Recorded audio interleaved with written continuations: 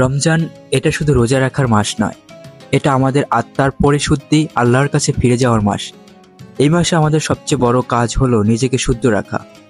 রাসূলুল্লাহ সাল্লাল্লাহু আলাইহি ওয়াসাল্লাম বলেছেন, যে ব্যক্তি ঈমানের সাথে রোজা রাখে তার সমস্ত গুনাহ মাফ করে দেওয়া হয়। বুখারী।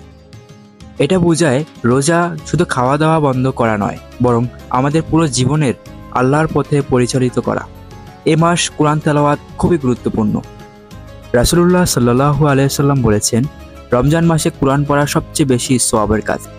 এই মাসে কোরআন আমাদের জীবনের পথ দেখায় এবং আল্লাহর কাছে ফিরে যাওয়ার পথ পরিষ্কার করে। এই মাস দান খয়রাত করার জন্য খুবই ফজিলতপূর্ণ। হাদিসে বলা হয়েছে, যে ব্যক্তি রোজাদারকে ইফতার দেয় তার পাপ মাফ করে দেওয়া হয় এবং সে রোজাদারের সওয়াব পায়। তিরমিজি।